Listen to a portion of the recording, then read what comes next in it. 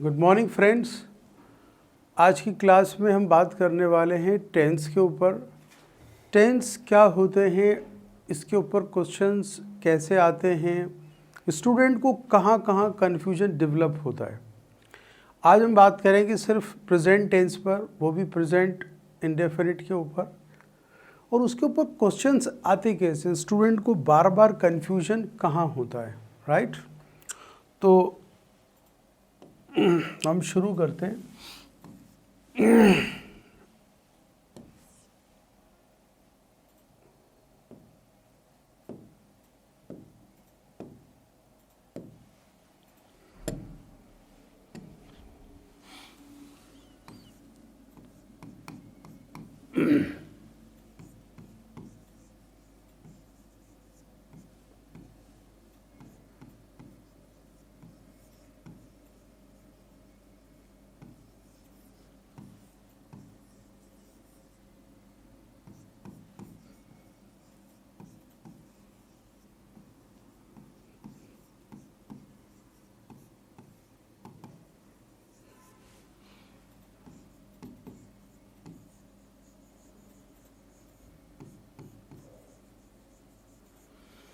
देखिए, मैं टेंस की डेफिनेशन लिख रहा हूँ। The form of verb that denotes time is called tense. Tense किसे कहते हैं? वर्ब की वो फॉर्म जो टाइम के बारे में बताती हो, उसको हम टेंस कहते हैं। से एग्जाम्पल देखें हम।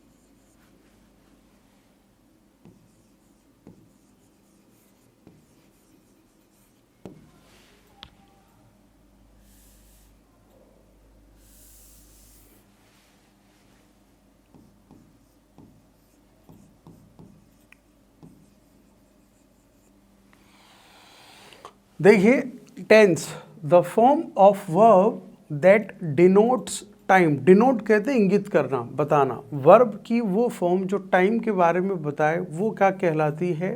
Tense. The my teacher comes on time every day. मेरी टीचर रोज़ाना टाइम पर आती है। अब यहाँ देखिए, कम्स ऑन टाइम, मेरी टीचर रोज़ाना टाइम पर आती है। ये प्रेजेंट की बात कर रहा है, प्रेजेंट टेंस की, अभी की बात कर रहा है। लेकिन इस कम की तीन फॉर्म होती, कम भी हो सकता है, कैम भी होगा, अगेन कम भी होगा। इसके ऊपर हम बात करने वाले हैं। तो मैंने आपको बताया the form of verb, verb की वो फॉर्म दैट डिनोट्स टाइम, जो टाइम की बात कर रही है। अब ये जो कम है ना, ये बात कर रहा है प्रेजेंट टाइम की। तो फ्रेंड्स, टेंस तीन होते हैं।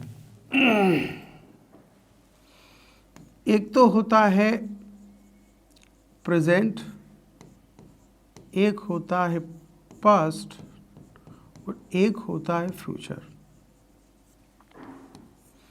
आज हम प्रेजेंट टेंस के बारे में बात करने वाले हैं और इसके ऊपर क्वेश्चन कैसे कैसे आते हैं। राइट, जब इस पे बात पूरी हो जाएगी तो हम बात करेंगे पास्ट पर, उसके बाद में हम बात करेंगे फ्यूचर टेंस के ऊपर। आप ये देखिए फ्रेंड्स कि प्रेजेंट टेंस, इसके भी चार रूप होते हैं। प्रेजेंट इंडेफिनिट,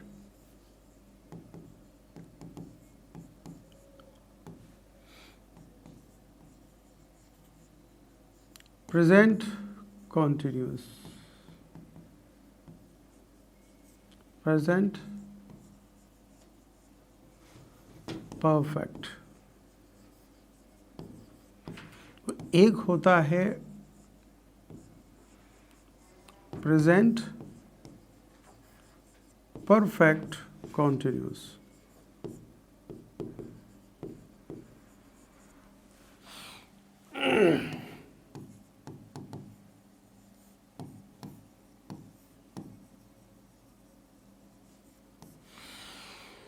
देखिए प्रेजेंट टेंस इसके 4 रूप होते हैं।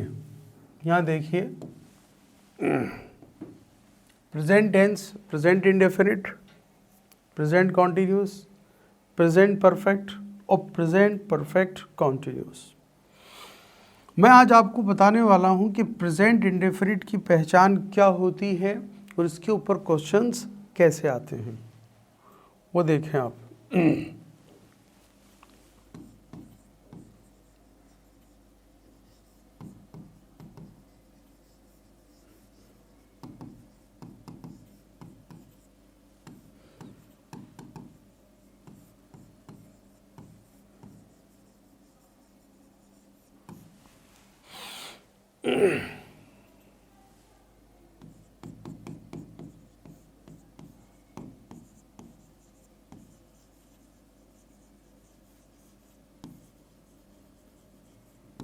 एक सेंटेंस मैंने लिखा है आपको, she always comes late.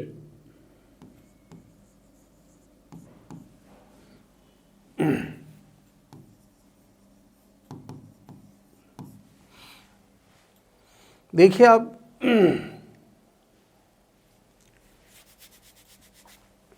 She always comes late, वो हमेशा देरी से आती है। ये सेंटेंस जो मैंने लिखा है ये है प्रेजेंट इंडेफिनिट का। इसमें आपको ये याद रखना है इसकी पहचान कि अगर ही, शी, इट और एस एल सिंगुलर नाउन, इसमें वर्ब के साथ में एस या ई एस का यूज होगा। आपको पहचान पता होनी चाहिए। और अगर प्रोनाउन आई है, वी है, यू है, दे है,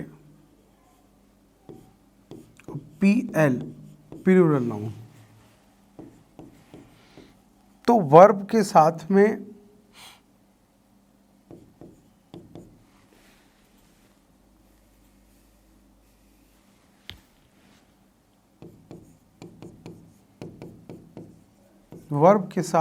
एस या ई एस का यूज नहीं होगा। ये 2 चीजें आपको याद रखनी है। ये देखें आप, ही, शी, इट। ही माने वो, शी वह लड़की के लिए, इट निर्जीव वस्तु के लिए। एस एल का मतलब सिंगुलर नाउन, एक वचन। इसके साथ में वर्ब आएगी और एस या ई एस का यूज होगा। यहाँ देखिए आप, शी के साथ में मैंने वर्ब के साथ में एस या ई एस का यूज किया है। जाहिर सी बात है प्रेजेंट इंडेफिनिट का टेंस हो गया। लेकिन अगर शी के स्थान पर आई, वी, यू, दे या प्लूरल नाउन होता तो वर्ब के साथ में एस या ई एस का यूज नहीं होगा। ये आपको एक चीज़ तो ये याद रखनी है। दूसरा,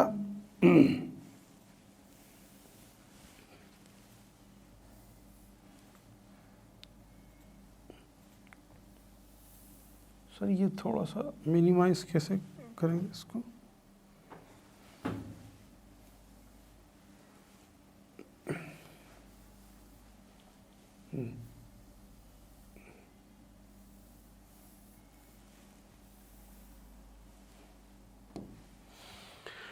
अब आप देखें फ्रेंड्स, जैसे मैंने आपको एक सेंटेंस दिया कि ही, शी, इट और सिंगुलर नाउन के साथ वर्ब के साथ में एस या ई एस का यूज होगा।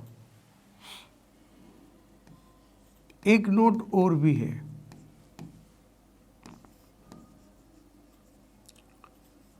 प्रेजेंट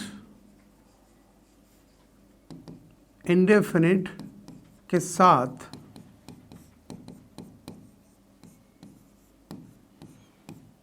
इन शब्दों का यूज होगा।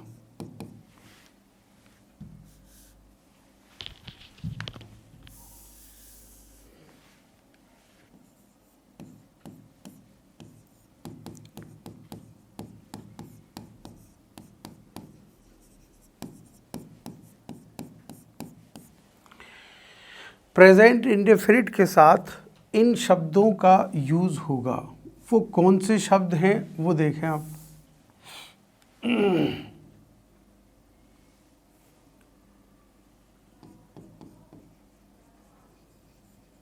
Hardly, scarcely, seldom, generally, usually,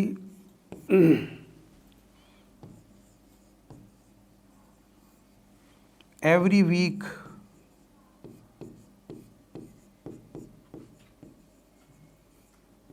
every month, every day,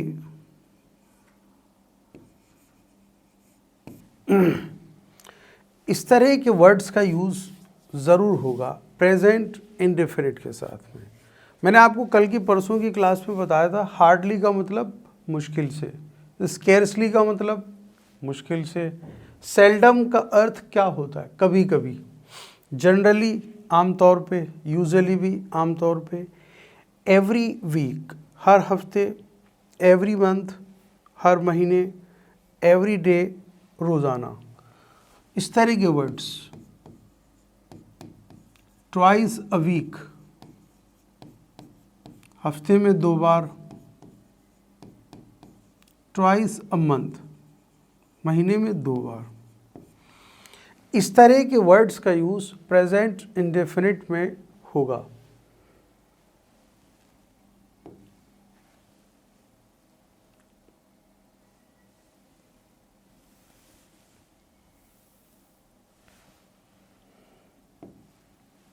जैसे मैंने आपसे कहा,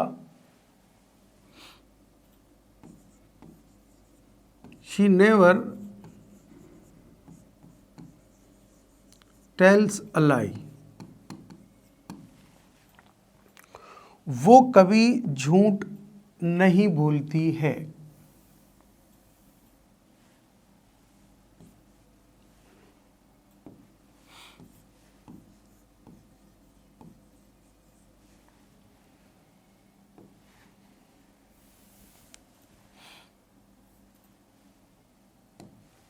she never tells a lie, वह कभी झूठ नहीं बोलती है।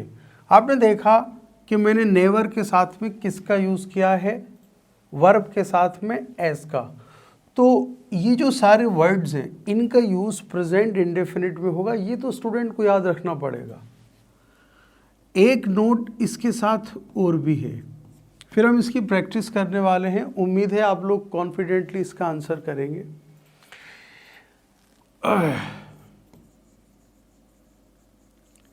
प्रेजेंट इंडेफिनिट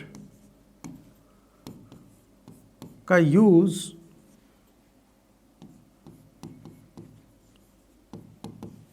हैबिट बताने के लिए,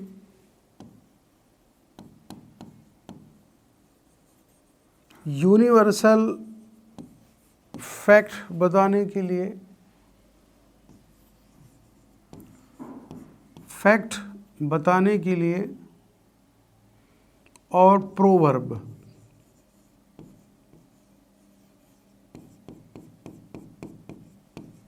बताने के लिए होगा। ये आपको याद रखना है। प्रेजेंट इंडेफिनिट का यूज़ जब हम हैबिट की बात करते हैं, हैबिट को हम हमेशा प्रेजेंट इंडेफिनिट में रखते हैं। यूनिवर्सल फैक्ट, सार्वभौमिक सत्य, फैक्ट सत्य, और प्रोवर्ब का मतलब होता है मुहावरे, कहावत।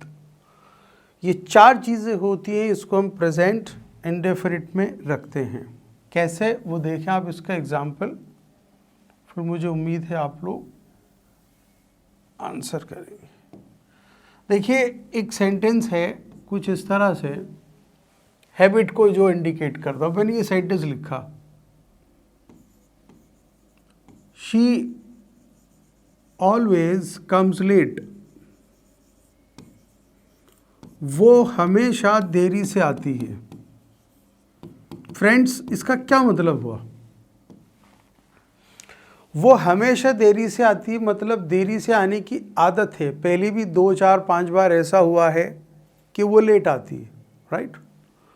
तो जब भी हम हैबिट की बात करते हैं, हैबिट को हम प्रेजेंट इंडेफिनिट में रखते हैं। और आपने ये देखा कि मैंने इस टेंस के अंदर ऑलवेज का भी यूज़ किया है, और आप ये देखें कि मैंने वर्ब के साथ में एस या ईएस का यूज़ किया है। शी ऑलवेज कम्स लेट, वो हमेशा देरी से आती है। इसका मतलब पहले भी ऐसा हुआ है कि वो देरी से आई है।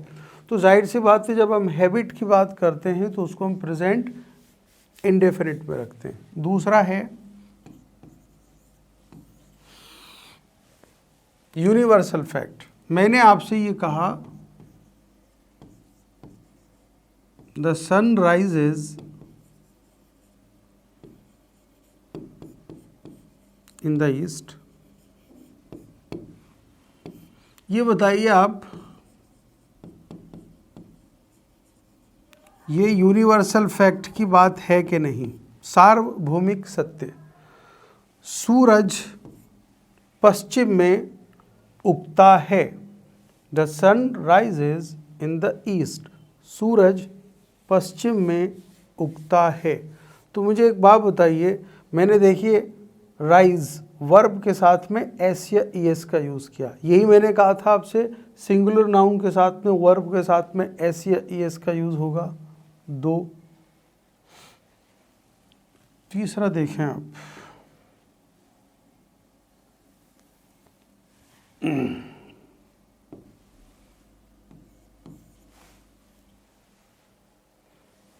हैबिट, यूनिवर्सल फैक्ट और एक था फैक्ट।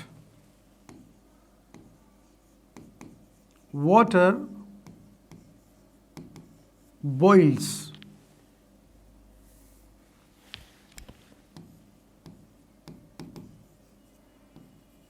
Eight 100 degree Celsius.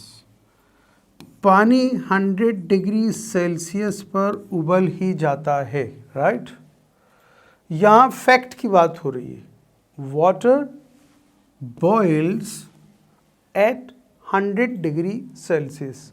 पानी 100 डिग्री सेल्सियस पर उबल ही जाता है। ये बात कर रहे हैं हम फैक्ट की। तीनों टेंस देखें आप, यहाँ इस टेंस में बात हो रही है हैबिट की। शी ऑलवेज कम्स लेट, वो हमेशा लेट आती है, हैबिट की बात है। The sun rises in the east. सूरज पूरब में उगता है, यूनिवर्सल फैक्ट की बात है। Water boils at 100 degree Celsius. पानी 100 डिग्री सेल्सियस पर उबल जाता है, फैक्ट की बात है। और लास्ट में हम बात कर रहे हैं प्रोवर्ब की। प्रोवर्ब का अर्थ मैंने आपको बताया था मुहावरे। जैसे मैंने आपसे कहा फॉर एग्जाम्पल,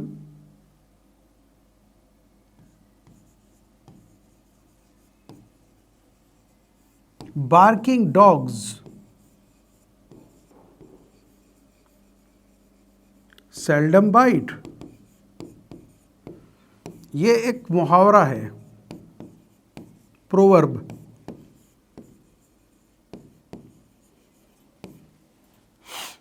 ये एक मुहावरा है, प्रोवर्ब। आपने देखा कि बार्किंग डॉग्स सेल्डम बाइट, यहाँ प्लूरल नाउन एस आया है ना, तो मैंने बाइट्स नहीं किया है। और यही मैंने आपको लिखा था, प्लूरल नाउन के साथ में जब वर्ब आएगी तो एस या एस का यूज़ नहीं होगा। ये एक मुहावरा है, और मुहावरे को किस में रखेंगे? प्रेजेंट इंडेफिनिट में। ठीक है फ्रेंड्स, तो क्या देखा आपने? हैबिट, यूनिवर्सल फैक्ट, फैक्ट और प्रोवर्ब, इन 4 चीज़ों को हम हमेशा प्रेजेंट इंडेफिनिट में रखेंगे, राइट। फ्रेंड्स, ये जो हम बात कर रहे थे, ये हम बात कर रहे थे अफर्मेटिव सेंटेंसेस की। अफर्मेटिव जो स्टूडेंट नहीं जानते हैं वो समझ लें। अफर्मेटिव का मतलब होता है स्वीकारात्मक, किसी चीज़ को स्वीकार करना, मानना। मैं इन सारी चीज़ों में मान रहा हूँ, राइट। लेकिन मान लीजिए अगर मुझे इसी का नेगेटिव बनाना हो तो हम कैसे बनाएंगे? वो देखें आप, नोट, डू नॉट या डज नॉट लगाकर प्रेजेंट इंडेफिनिट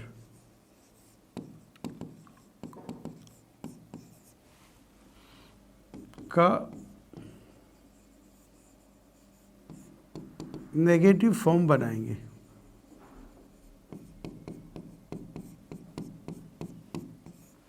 जैसे मैंने आपसे कहा, शी डज नॉट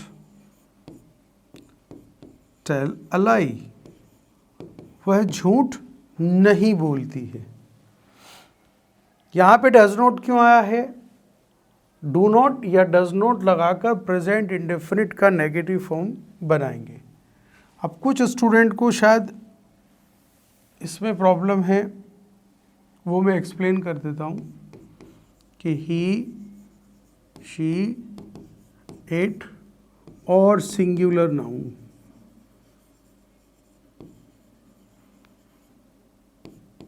को डज नॉट लगाकर चेंज करेंगे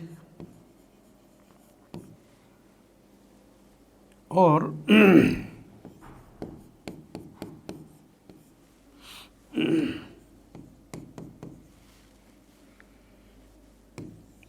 आई we you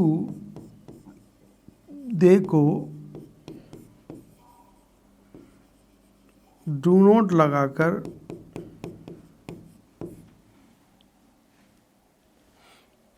he, she, it और सिंगुलर नाउन को डज नॉट और आई वी यू को डू नॉट लगाकर चेंज करेंगे।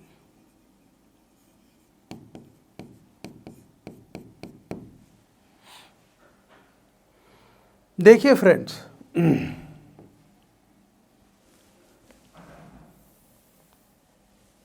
आप फिर समझ लीजिए, फिर मैं आपको क्वेश्चंस दे रहा हूं। अभी देखें आप,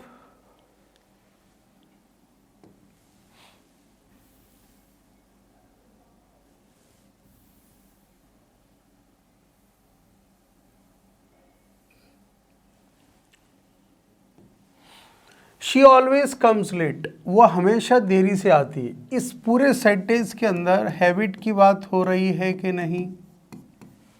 वो हमेशा देरी से आती है।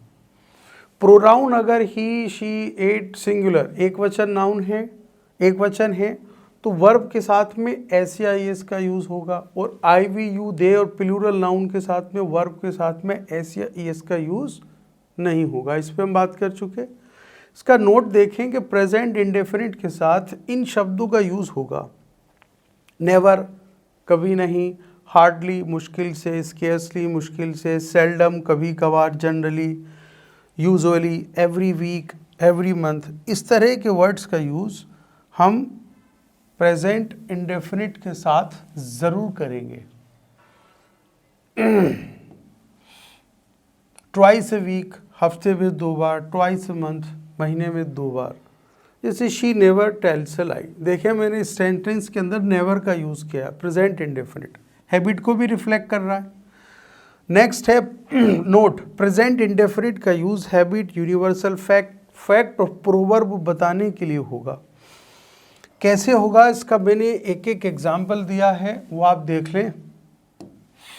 शी ऑलवेज कम्स लेट, वो हमेशा देरी से आती है। हैबिट की बात है, मतलब पहले भी 2, 4, 10 बार ऐसा हुआ है वो लेट आई है।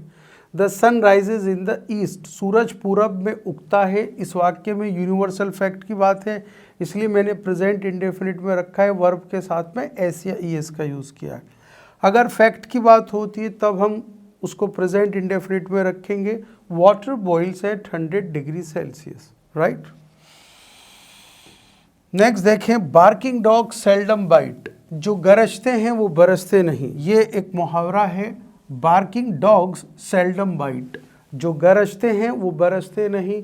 ये एक मुहावरा है, मुहावरे को प्रेजेंट इंडेफिनिट में रखा है मैंने। डॉग्स प्लूरल नाउन है ना, देखो वर्ब के साथ में एस या ईएस का यूज़ नहीं हुआ। इसका नेगेटिव कैसे बनाएंगे? ये तो हमने बात की अफर्मेटिव सेंटेंस। अफर्मेटिव का मतलब होता है स्वीकारात्मक वाक्य, जिसमें किसी बात को एक्सेप्ट किया जाता हो। मान लो सर हमें इसी सेंटेंस को हमें नेगेटिव कहना हो, कैसे कहेंगे? डू नॉट या डज नॉट लगाकर प्रेजेंट इंडेफिनिट का नेगेटिव फॉर्म बनाएंगे। She does not tell a lie, वो झूठ नहीं बोलती है, right? She does not tell a lie, वह झूठ नहीं बोलती है।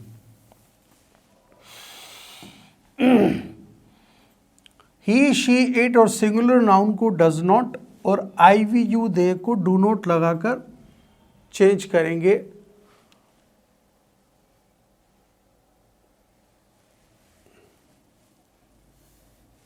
डू नॉट लगाकर नेगेटिव वाक्य में चेंज करेंगे। थोड़ा सा ही शी इट सिंगुलर नाउन को डज नॉट और आई वी यू दे को डू नॉट लगाकर नेगेटिव वाक्य बनाएंगे, ठीक है ना? ये थोड़ा ज़्यादा सही होगा, नेगेटिव वाक्य बनाएंगे। नोट कर ले फ्रेंड्स आप इसको। अब मैं आप सभी को कुछ एक क्वेश्चंस देने वाला हूँ, उम्मीद है आप लोग कॉन्फिडेंटली इसका आंसर करेंगे, राइट? एग्ज़ाम में क्वेश्चन किस तरह से आए हैं उसका एक मैं आपको छोटा सा एग्जाम्पल देने वाला हूँ। कौन है जो आंसर करता है?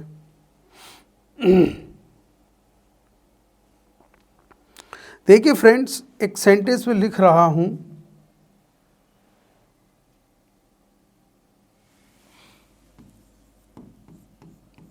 द सन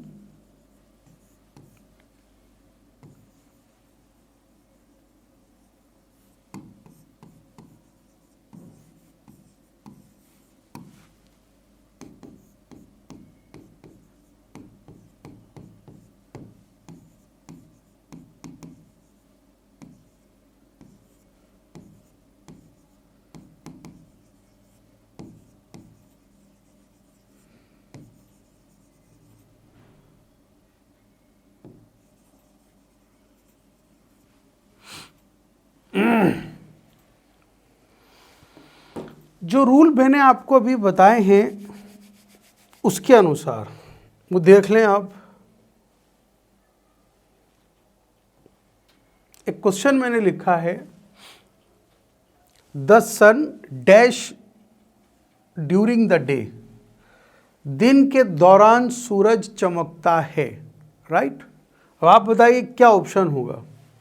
देखिए, सूरज दिन के दौरान चमकता है, यूनिवर्सल फैक्ट की बात है, सही बात है। तो यूनिवर्सल फैक्ट की बात है तो हम उसको किस में रखेंगे? प्रेजेंट इंडेफिनिट में। हमारा सही आंसर क्या होगा? शाइन्स।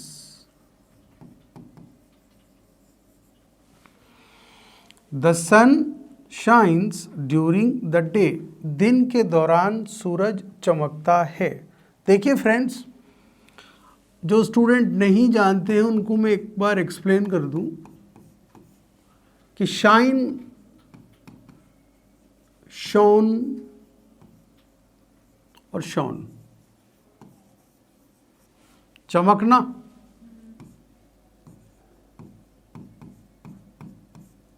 चमका और चमक चुका। यहाँ यूनिवर्सल फैक्ट की बात हो रही है। मैंने ए ऑप्शन को राइट टिक किया है, क्योंकि सिंगुलर नाउन है, उसके साथ में वर्ब आएगी तो ऐसे ये ज़रूर आएगा। The sun shines during the day, दिन के दौरान सूरज चमकता है, यूनिवर्सल फैक्ट है, सार्वभौमिक सत्य। शाइन नहीं होगा क्योंकि सर नाउन सिंगुलर दिया हुआ है, तो सिंगुलर नाउन के साथ में वर्ब के साथ में एस या ईएस आएगा। मैंने अभी 10 मिनट पहले बताया था, तो ये तो गलत हो गया। सेकंड फॉर्म पास्ट इंडेफिनिट का यूज़ नहीं होगा क्योंकि यूनिवर्सल फैक्ट की बात है, तो यूनिवर्सल फैक्ट की बात है तो हम प्रेजेंट इंडेफिनिट का यूज़ करेंगे, पास्ट इंडेफिनिट का यूज़ नहीं करेंगे। और ये जो पहचान है ये है प्रेजेंट परफेक्ट की। फ्रेंड्स, ये पास्ट इंडेफिनिट क्या होता है, प्रेजेंट परफेक्ट क्या होता है, इस पर बाद में हम डिस्कस करेंगे।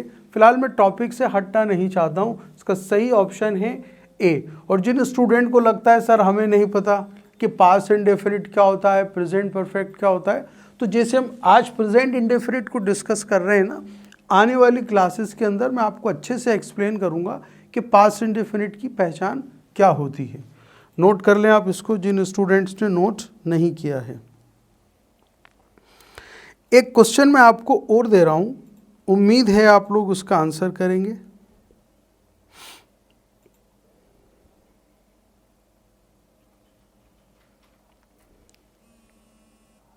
किसका फोन है यार?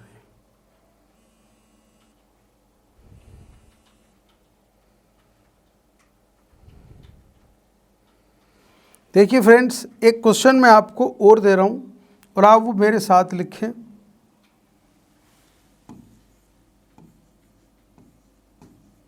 Would dash float, FLOAT, float on water.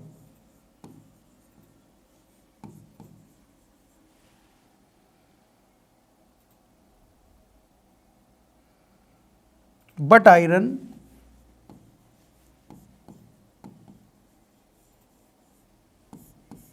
dash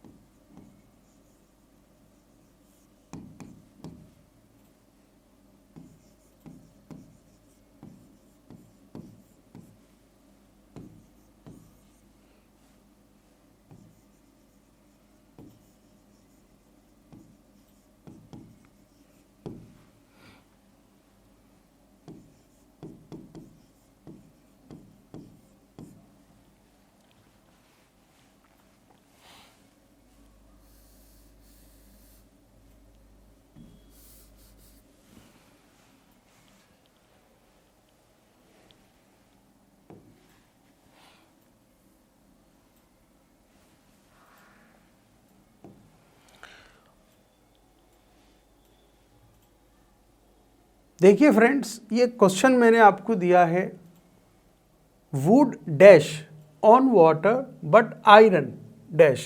बताइए क्या होगा इसका answer? Option A, option B, option C या ऑप्शन डी। आपके पास लिमिटेड टाइम होता है, मुश्किल से 1 मिनट, 1 मिनट से भी कम, और आपको उसका आंसर करना है। जो स्टूडेंट नहीं जानते हैं वो समझ लें कि FLOAT, फ्लॉट, फ्लॉट का अर्थ होता है तैरना।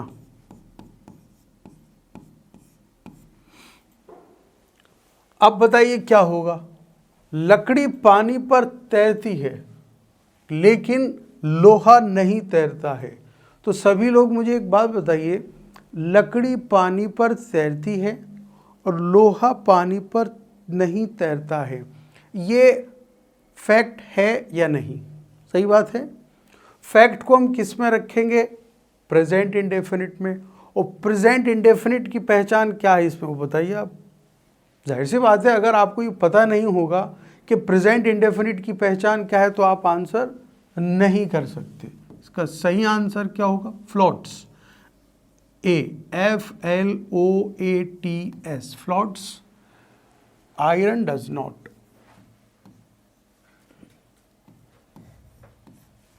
देखिए friends, wood floats on water, लकड़ी पानी पर तैरती है, फैक्ट है कि नहीं? फैक्ट है, तो प्रेजेंट इंडेफिनिट में रखेंगे। बट लेकिन आयरन डज नॉट, लेकिन लोहा नहीं तैरता है, ये भी फैक्ट है, तो किस में रखेंगे? प्रेजेंट इंडेफिनिट में। डज नॉट कब आएगा? मैं आपको बता चुका हूं अभी थोड़ी देर पहले, जब प्रेजेंट इंडेफिनिट की नेगेटिव फॉर्म होगी, राइट। तो सही आंसर क्या होगा हमारा? ए, फ्लोट का अर्थ होता है तैरना। जो नहीं जानते हैं वो नोट कर लें। सर ऑप्शन बी गलत क्यों हो गया? अगर फ्रेंड्स में फ्लोटेड करता हूं तो अगर किसी वाक्य में वर्ब की सेकंड फॉर्म आती है वो पास्ट इंडेफिनिट होता है। और यूनिवर्सल फैक्ट के लिए हम प्रेजेंट इंडेफिनिट का ही तो यूज़ करेंगे, पास्ट इंडेफिनिट का नहीं करेंगे। ये क्या होता है इस पर हम बाद में बात करेंगे। फ्लोटिंग ये भी नहीं होगा, कॉन्टिन्यूस में नहीं होगा, राइट। और हैज़ फ्लोटेड प्रेजेंट परफेक्ट इसमें भी नहीं होगा। क्यों? कि सर यहाँ पर बात हो रही है फैक्ट की, और जब भी फैक्ट की बात होती है वाक्य में तो हम किसका यूज़ करते हैं? प्रेजेंट इंडेफिनिट का। जाहिर सी बात है प्रेजेंट इंडेफिनिट की पहचान यही तो है। नोट कर लिया आपने? इसको नोट कर लें आप। फ्रेंड्स एक क्वेश्चन आपको और दे रहा हूँ, वो क्वेश्चन अच्छा है अपने आप में, आपको उसकी इंपॉर्टेंस पता चल जाएगी। कई बार एग्जाम में ऐसे भी क्वेश्चन आता है। Identify the underline sentence. आपको मान लीजिए एक सेंटेंस दिया जाता है और सेंटेंस वो कुछ इस तरह से है,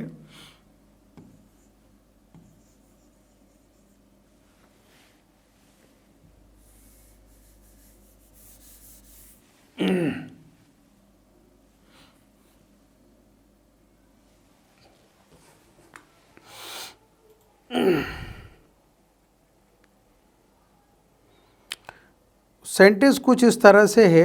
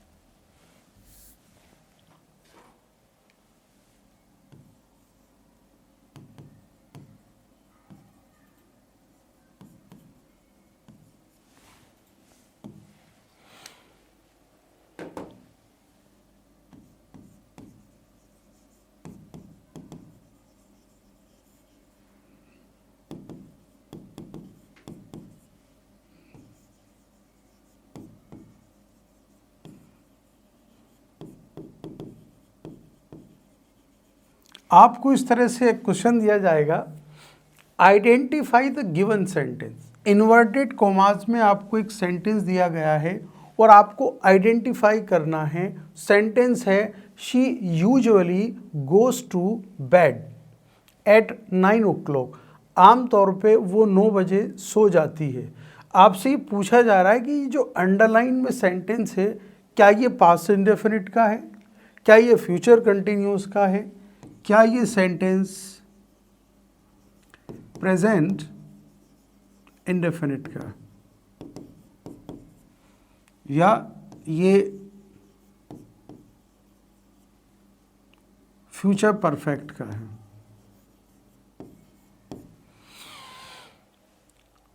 ये जो आते हम कहते हैं ना डेफिनेशन लिखिए, जब तक हमें डेफिनेशन पता नहीं होगी तो हम कैसे आइडेंटिफाई करेंगे ये टेंस कौन सा है। तो फ्रेंड्स आप देखिए इस क्वेश्चन को पहचानिए और उसका आंसर करिए। ये लो, आइडेंटिफाई द गिवन सेंटेंस। आपको ये सेंटेंस पहचानना है 1 मिनट में।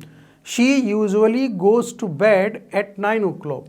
आमतौर पे वो 9 बजे सो जाती है।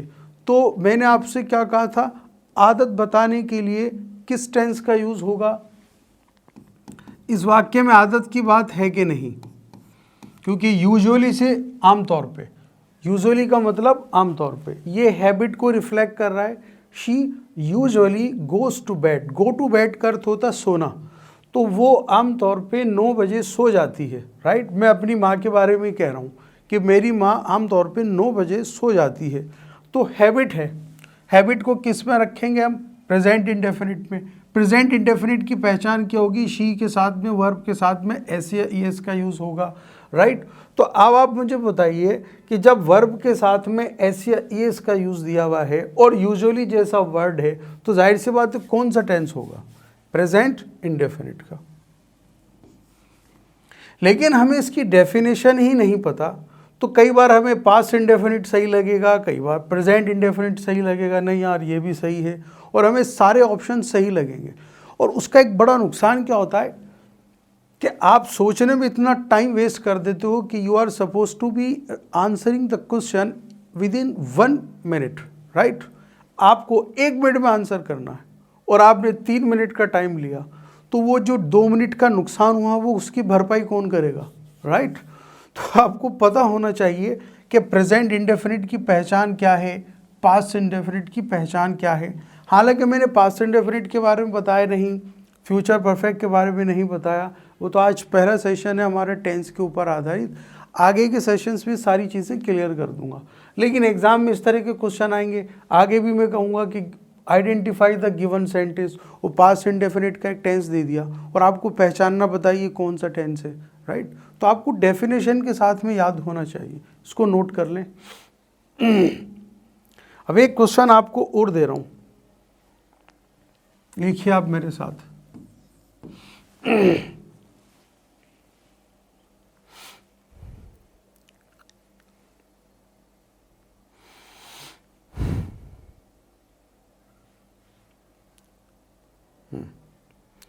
फ्रेंड्स एक क्वेश्चन लिखिए आप, he dash exercise every morning.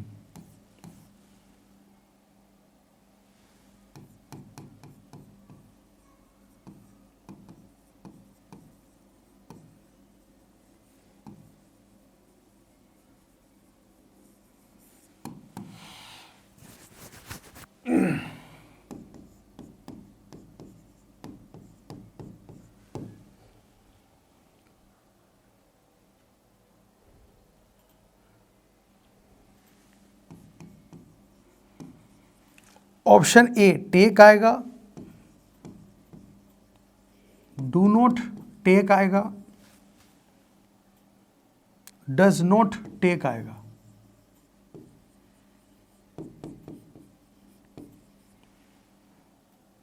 या टेकन आएगा। अब आपके पास 1 मिनट का टाइम है। क्वेश्चन हमारा है इस तरह से, he dash exercise every morning, he take exercise every morning, वो रोज़ाना सुबह कसरत करता है। क्या ऑप्शन ए सही है, गलत है? सर आपने तो लिखाया था ही शीट के साथ में वर्ब के साथ में एस या ईएस का यूज़ होगा, तो ये ऑप्शन तो गलत है, ठीक है। बी ऑप्शन भी गलत हो गया, he do not take exercise every morning. आप 10 मिनट पहले का वीडियो देखो, आप इसको आप स्किप करके आप देख सकते हो कि मैंने आपको क्या बताया था कि आई वी यू दे, इसके साथ में हम डू नॉट का यूज़ करेंगे और ही शी इट के साथ में हम डज नॉट का यूज़ करेंगे। तो जाहिर सी बात है he do not take exercise every morning. Option B भी गलत हो गया। यहाँ पर ऑप्शन सी सही होगा। कैसे? कि मैंने आपको लिखा था ही शी इट के साथ में डज नॉट और उसके साथ में वर्ब की फर्स्ट फॉर्म। तो सही आंसर क्या होगा? He does not take exercise every morning. He does not, he does not, ये राइटिंग,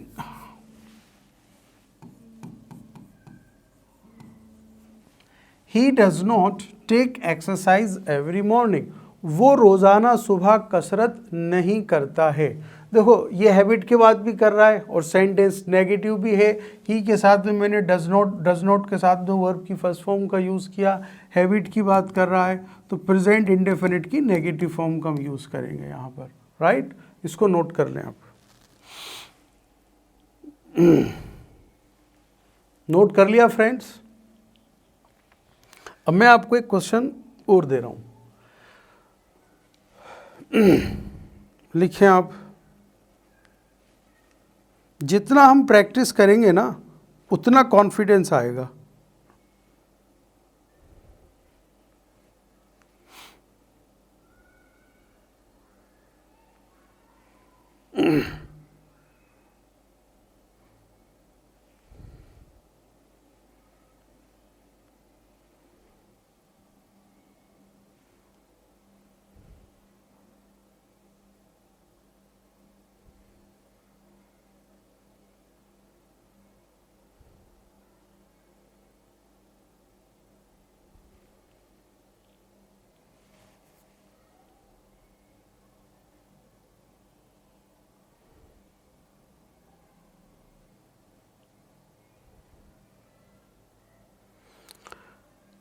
एक सेंटेंस लिखें आप,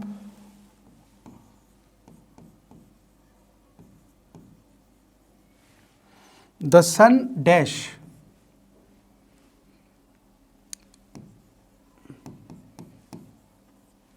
in the east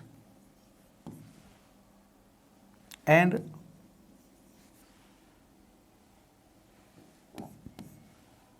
in the west.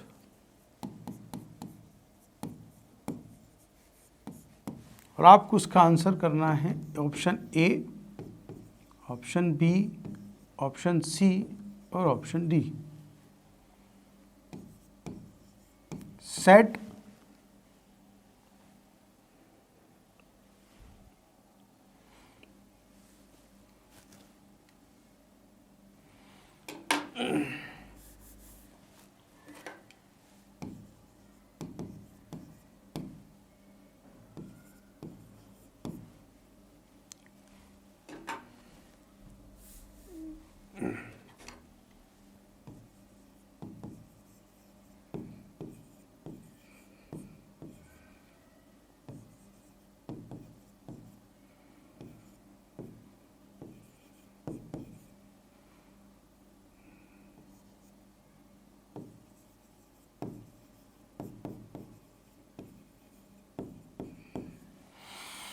देखिए फ्रेंड्स, ये क्वेश्चन है,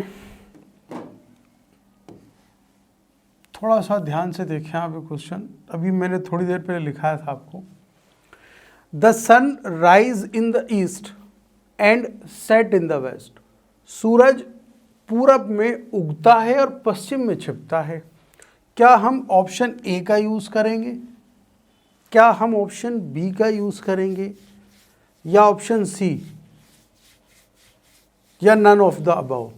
आप सोचिए, आप टाइम लगाइए। एक तो आपको मैंने आपसे कल भी कहा था, कोई भी क्वेश्चन आपको दिया जाए आपको फुल स्टॉप तक पढ़ना है। स्टूडेंट क्या करते हैं, यहाँ तक पढ़ते हैं, ऑप्शन तलाश करते हैं। नहीं, प्लीज़ यहाँ तक पढ़िए। इससे आपको एक हिंट मिल गया कि सर ये बात हो रही है यूनिवर्सल फैक्ट की। सही बात है ना, सार्वभौमिक सत्य। अब यूनिवर्सल फैक्ट की बात हो रही है, यूनिवर्सल फैक्ट को किस में रखते हैं हम, प्रेजेंट इंडेफिनिट में। तो प्रेजेंट इंडेफिनिट की पहचान इसमें क्या है, जाहिर सी बात है option B, RISES, the sun rises in the east, अभी बताया था मैंने थोड़ी देर पहले। और एंड सेट्स, वर्ब के साथ में एस या ES का यूज होगा, इन द वेस्ट। अब आप देखें, the sun rises in the east and sets in the west, इसका अर्थ क्या हुआ, सूरज पूरब में उगता है और पश्चिम में छिपता है। यूनिवर्सल फैक्ट की बात हो गई, किसका यूज रखूंगा, ऑप्शन बी का। मैंने क्या कहा था, सिंगुलर नाउन के साथ में वर्ब के साथ में एस या ES आएगा। यहाँ देखो वर्ब सेट है, ठीक है, अस्त होना, छिपना, तो आपने देखा वर्ब के साथ में मैंने एस का यूज़ किया है। ऑप्शन हमारा बी सही है। आप ये बताइए ए क्यों गलत हो गया?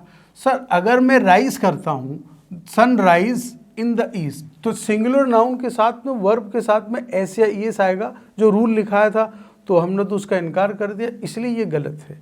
यहाँ देखिए राइज इसीलिए गलत है कि यहाँ एस तो है, ये ऑप्शन तो सही है, लेकिन ये गलत है, यहाँ पर ई एस का यूज होना चाहिए था, राइजेस। तो सही आंसर क्या होगा हमारा? B, the sun rises in the east and sets in the west. सूरज पूरब में उगता है और पश्चिम में छिपता है। यूनिवर्सल फैक्ट की बात है, इसको मैंने प्रेजेंट इंडेफिनिट में रखा। तो आपको एक बात पता चल गई कि एक तो हमें प्रेजेंट इंडेफिनिट की पहचान पता होनी चाहिए, और हमें ये चीज़ पता होनी चाहिए कि जब हम हैबिट की बात करें, जब हम फैक्ट की बात करें, जब हम यूनिवर्सल फैक्ट की बात करें, तो हम इन सारी चीज़ों को किस में रखेंगे? प्रेजेंट इंडेफिनिट में। इसको नोट कर लें आप।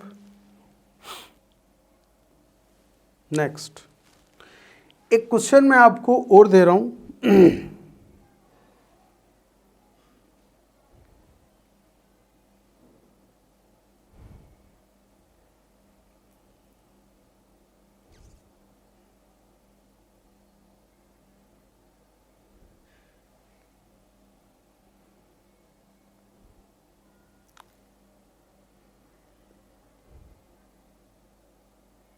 हाँ, बहुत अच्छा क्वेश्चन लिखे आप। देखिए फ्रेंड्स, एक क्वेश्चन है,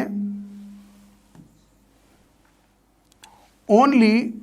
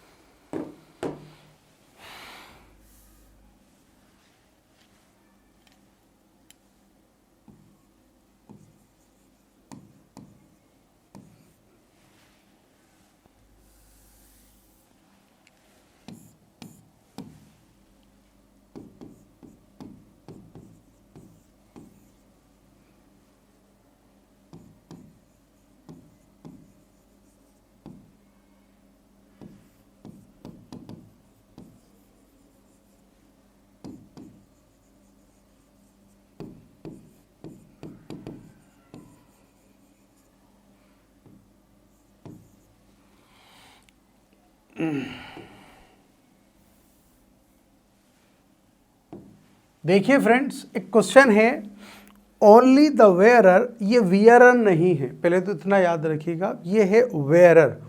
only the wearer dash where the shoe dash, और आपको उसका आंसर करना है। नोज पिंचेस, न्यू पिंचेस, या विल नो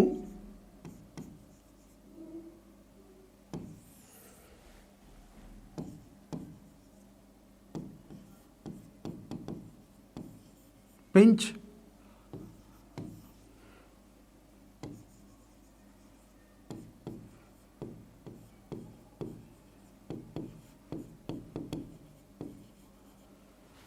बताइए आप इसका आंसर क्या होगा? अब क्या होता है, स्टूडेंट ने इसको पढ़ा, only the wearer dash where the shoe. अब वो क्या करते हैं, एक एक ऑप्शन रखना शुरू कर देते हैं। आप ये सोचिए क्या बात हो रही है, only the wearer dash where the shoe, यहाँ पे बात हो रही है मुहावरे की, सीधे तौर पे ये है, और इसका मतलब होता है जिस पर बीतती है वही जानता है, जिस पर गुजरती है ना वही जानता है। और मुहावरे की बात हो रही है, और मुहावरे को हम प्रेजेंट इंडेफिनिट में रखेंगे। तो फ्रेंड्स, प्रेजेंट इंडेफिनिट की पहचान क्या है इसमें? KNOWS, only the wearer knows, सिर्फ जिस, वेयर माने पहनना, only the wearer knows where the shoe pinches. इसका अर्थ यही तो हुआ कि जिसने जूता पहना हुआ है ना, उसी को पता होता है जूता कहाँ से काटता है, राइट? तो ये एक मुहावरा है, मुहावरे को रखेंगे प्रेजेंट इंडेफिनिट में। प्रेजेंट इंडेफिनिट की पहचान क्या है?